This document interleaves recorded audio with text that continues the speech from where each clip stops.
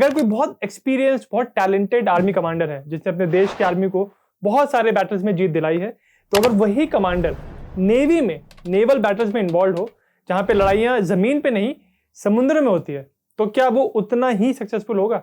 आपको सुनने से ऐसा लगेगा कि अगर कोई इतना टैलेंटेड, एक्सपीरियंस्ड आर्मी कमांडर है तो वो नेवी में भी अपना जलवा दिखाएगा।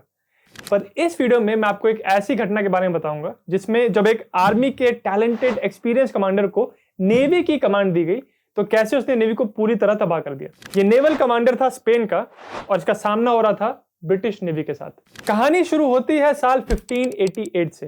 ये वो जमाना था जब पूरे यूरोप का सबसे बड़ा अंपायर था स्पेनिश अंपायर। स्पेनिश अंपायर की आर्मी की और खासकर उनकी इन्फेंट्री की बहुत अच्छी रेपुटेशन थी। 1588 के पहले 50 साल जिन जिन देशों से, जिन जिन अंपायर से उन्होंने लड़ाई की थी, हर बार स्पेनिश इन्फेंट्री की ही जीत हुई थी और अब उनकी नजर थी ब्रिटेन के ऊपर। स्पेनिश किंग फिलिप II इस बात को अच्छे से जानते थे कि ब्रिटेन के पास एक बहुत छोटी सी आर्मी है और उसके अलावा उनके पास कुछ लोकल मिलिशिया है जिनको बहुत अच्छी ट्रेनिंग नहीं मिली है। तो ये आर्मी और ये लोकल मिलिशिया मिलके भी स्पेनिश इन्फेंट्री को नहीं रोक पाएंगे। तो अगर स्पेनिश आर्मी ब्रिटेन में पहुंच जाती है तो स्पेनिश आर्मी की जीत ही होगी। और हर बार की तरह ब्रिटेन की जो सबसे बड़ी ताकत थी वो ये थी कि वो एक आइलैंड कंट्री था, चारों तरफ पानी से घिरा हुआ था। तो अगर आपको उनके ऊपर इन्वेजन करना है तो पहले आपको अपनी नेवी को यूज करके अपने सिपाहियों को ब्रिटेन में लैंड करवाना होगा। और इसी वजह से इस पर्पस को पूरा करने के लिए फिलिप II ने एक बहुत ही विशाल एक फ्लीट को तैयार किया जिसको आज हम कहते हैं द स्पेनिश आर्माडा। इस पूरे स्पेनिश आर्माडा में कुल मिला के लगभग 137 शिप्स थी, जिसमें से 40 बड़ी वॉरशिप्स थी जिनमें बड़ी बड़ी तोपें लगी थी और इनका जो आर्मर था बहुत मोटी लकड़ी का था और ऊपर भी बहुत सारा मेटल लगा था। इस आर्माडा में लगभग 19,000 फौजी थे जो अब इन्वेजन करने के लिए जा रहे थे ब्रिटेन का। इनका प्लान ये था कि यहां से स्पेनिश आर्माडा ऊपर की तरफ जाएगी, नॉर्थ की डायरेक्शन में, और वहां पे जाके वो लिंकअप करेंगे एक दूसरी स्पेनिश आर्मी से जिसमें लगभग 32,000 सोल्जर्स थे जिनको लीड कर रहे थे ड्यूक ऑफ पर्मा।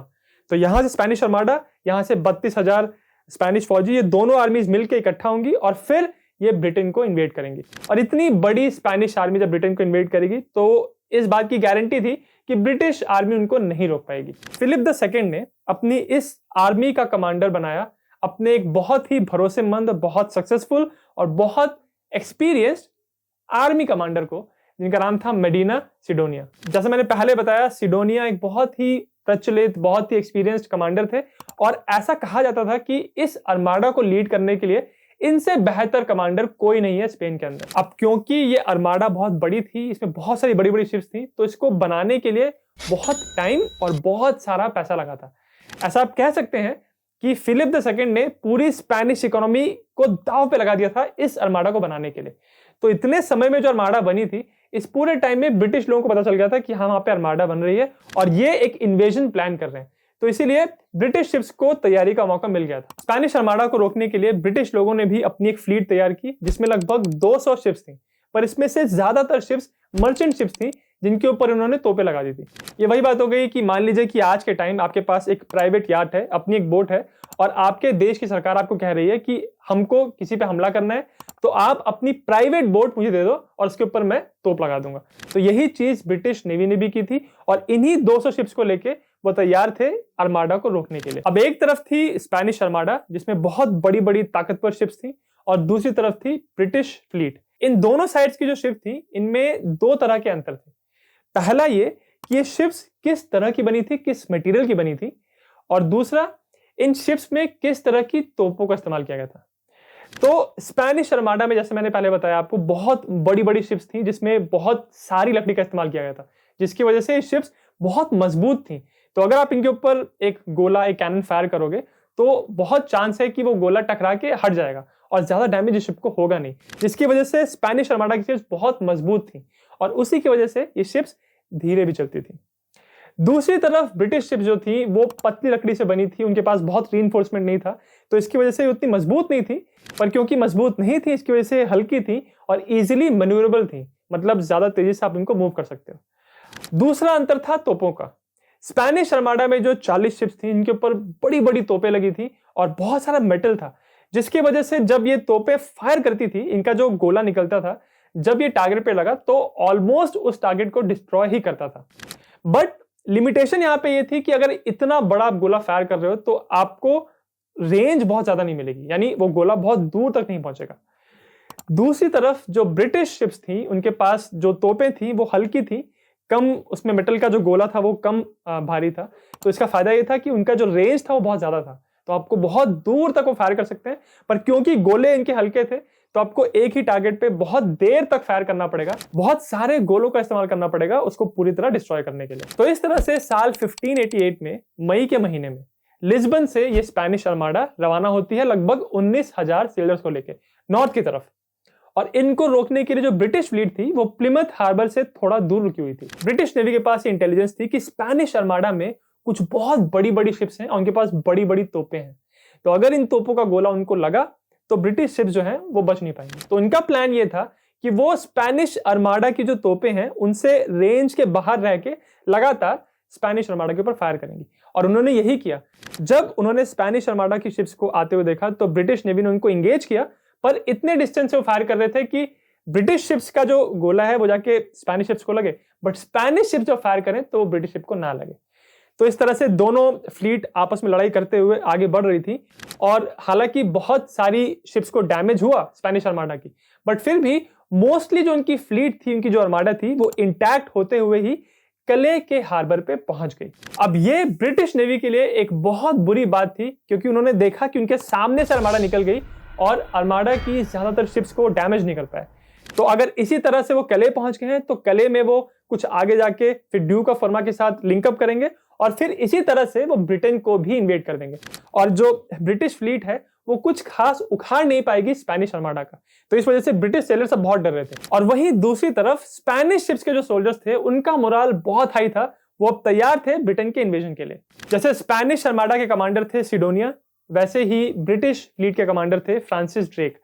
ये दोनों कमांडर्स जानते थे कि इन्होंने एक दूसरे को एंगेज करने के लिए लगातार एक दूसरे पे तोपे फायर की हैं और इनका जो एमिनिशन है वो काफी कम हो गया है। बट दोनों कमांडर्स को ये पता नहीं था कि कितना कम एमिनिशन अभी सामने वाले के पास बचा है, और तभी इंग्लिश चैनल में एक तूफान आ जाता है। अब इस तूफान से बचने के लिए स्पेनिश आर्माडा की जो शिप्स हैं वो ज्यादातर कले के पास हार्बर पे आ जाती हैं और बिल्कुल टाइट फॉर्मेशन में एक साथ चिपक के खड़ी हो जाती हैं। वहीं दूसरी तरफ जो ब्रिटिश शिप्स थी वो इस तूफान का सामना करने के लिए ओपन सी में चली जाती हैं। तो जब ये तूफान आके आर्माडा की शिप्स को टकराता है तो उन शिप्स के पास अपने आप को बचाने के लिए, निकलने के लिए बहुत स्पेस नहीं था, तो इसी वजह से काफी शिप्स वहां पे डैमेज होती हैं। और ये देख के ब्रिटिश शिप के कमांडर फ्रांसिस ड्रेक अपनी कुछ फायर शिप्स इस ब्रिटिश आर्माडा के ऊपर लॉन्च कर देते हैं। फायर शिप्स यानी कुछ ऐसी शिप्स थी जिनके ऊपर पूरी तरह तेल लगा हुआ था और उनमें आग लग रही थी। और जब ये कुछ शिप्स स्पेनिश आर्माडा की तरफ बढ़ने लगी तो स्पेनिश शिप्स ने देखा कि हम यहां से बच के जाएं कैसे, क्योंकि लगातार बहुत सारी शिप्स एकदम चिपक के खड़ी हैं, उनके पास निकलने का स्पेस नहीं है। तो जब सामने से British fire ships Spanish ships की तरफ आ रही थी तो इनके पास बचने के लिए बहुत जगह नहीं थी, तो बिल्कुल हड़बड़ी में जल्दी उन्होंने यहां से निकलना शुरू किया। पर फिर भी ये फायर शिप्स आके बहुत सारी स्पेनिश शिप्स को टकराई और उनको डैमेज किया। और इसी हड़बड़ी में इतनी सारी स्पेनिश शिप्स जब ओपन वाटर्स में निकल गई थी, उनके ऊपर हमला करना शुरू किया ब्रिटिश शिप्स ने और बहुत सारी स्पेनिश शिप्स को डुबा दिया। अब जो सिडोनिया थे, जो स्पेनिश फ्लीट के कमांडर थे, उन्होंने देखा कि उनकी जो फ्लीट है वो पूरी तरह तितर बितर हो गई है, तो उनका मकसद ये था कि सारी जो उनकी शिप्स हैं उनको एक साथ किया जाए। हालांकि सिडोनिया ने इस तूफान की वजह से और उसके ऊपर से जो ब्रिटिश फायर शिप्स थी उनकी वजह से अपने कुछ जहाज गंवाए, पर फिर भी अभी उनके पास सोल्जर्स थे और उनकी शिप्स थी और अभी भी वो ब्रिटेन को इन्वेड कर सकते थे और उनका प्लान अभी भी एक्टिव था। यहां पे आता है एक बहुत बड़ा ट्विस्ट। स्पेनिश कमांडर सिडोनिया इस बात को नहीं जानते थे कि अभी ब्रिटिश शिप्स के पास कितना असला बचा है, और वो इस बात को रिस्क नहीं करना चाहते थे कि अगर हमने अपनी फ्लीट को लेके आगे मूव किया और ड्यूक ऑफ पर्मा के साथ लिंकअप किया और उनकी स्पेनिश आर्मी के साथ अपने आप को जोड़ा, इस प्रोसेस में अगर ब्रिटिश शिप्स ने हम पे हमला कर दिया तो हमारी और शिप्स हम गवा देंगे। तो इसी वजह से सिडोनिया ने यह डिसाइड किया कि अब वो ब्रिटिश शिप्स को एंगेज नहीं करेंगे और ये जो ब्रिटेन का इन्वेजन है इसको वो कैंसिल कर देंगे। सिडोनिया का निर्णय यह था कि हम अगले साल आके ब्रिटेन पे हमला करेंगे, बट अभी जरूरी यह है कि हमारी जो शिप्स बची हैं आर्माडा की, उनको हम सेफली वापस स्पेन में लेके जाएं। तो अब यह डिसाइड हो गया था कि स्पेनिश आर्माडा ब्रिटेन को इन्वेड नहीं कर रहे हैं, पर अब उनके सामने समस्या यह थी कि ये जो बची कुछ शिप्स हैं इनको हम सेफली वापस स्पेन में कैसे लेके जाएं, क्योंकि अगर वो जिस रास्ते से आए थे उन्हीं रास्ते से वापस जाने की कोशिश करेंगे तो ब्रिटिश शिप्स उनका रास्ता रोके खड़ी हैं। तो इसीलिए दक्षिण की तरफ से जाने का रास्ता उनके पास बंद था। तो दूसरा रास्ता जो उनके पास था वो था ऊपर नॉर्थ पे जाके आयरलैंड और स्कॉटलैंड के ऊपर से घूम के पूरा घूमते हुए स्पेन की तरफ पहुंचना। अब यहां पे बात आती है आर्मी के कमांडर वर्सेस नेवी के कमांडर के एक्सपीरियंस की। सिडोनिया ने बहुत सारे लैंड बैटल्स जीते थे। उन्होंने देखा था कि अगर उनकी आर्मी फंसी हो तो सामने की दुश्मन की आर्मी से बचना हो तो ऊपर से घूम के भी आप जा सकते हो, कोई इसमें हर्ज नहीं है। पर यही लैंड बैटल्स का प्रिंसिपल जब आप पानी पे अप्लाई करते हो तो चीजें पूरी तरह बिगड़ सकती हैं। सिडोनिया को लग रहा था कि अगर वो ऊपर से जाते हैं आयरलैंड और स्कॉटलैंड की तरफ से घूम के तो कोई खास नुकसान नहीं होगा, पर उन्होंने इस बात को पूरी तरह नजरअंदाज किया कि जो नॉर्थ सी का जो ऊपर वाला जो क्लाइमेट है वो बहुत ज्यादा रफ होता है और वहां पे जो लहरें हैं वो बहुत ऊंची ऊंची उठती हैं।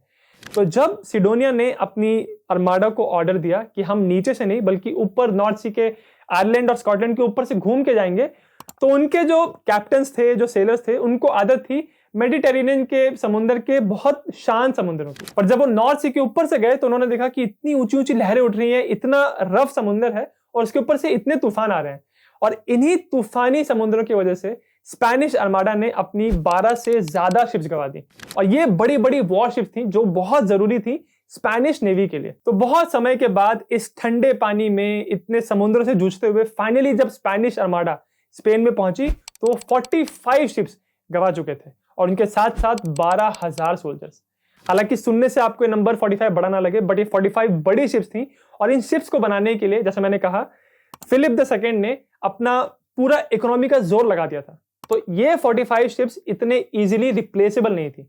तो इस वजह से स्पेनिश आर्माडा को यहां जो नुकसान हुआ, इस नुकसान की भरपाई स्पेनिश इकोनॉमी कभी कर ही नहीं पाई और इसीलिए कहा जाता है कि स्पेनिश आर्माडा की जो हार हुई थी उस हार ने स्पेनिश अंपायर को धीरे धीरे करके पूरी तरह कमजोर कर दिया।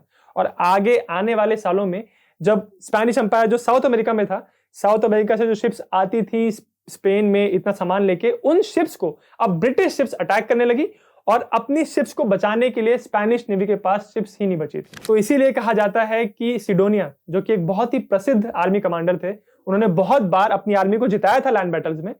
उसी लैंड बैटल के प्रिंसिपल को जब उन्होंने नेवी पे अप्लाई किया तो वो कितने बुरी तरह फेल हुए और इसका भुगतान करना पड़ा स्पेनिश अंपायर को। और इसी वजह से जब स्पेनिश अंपायर कमजोर हो गया तो ब्रिटिश अंपायर मजबूत हुआ और आगे आने वाले सालों में उन्होंने दुनिया के बहुत सारे देशों पे राज किया और इसी वजह से इतने सेंचुरीज तक ब्रिटिश नेवी का जो डोमिनेंस है उसको कोई चैलेंज नहीं कर पाया। अगर आपको वीडियो अच्छा लगा तो मेरे चैनल जिज्ञासियम को सब्सक्राइब जरूर करें।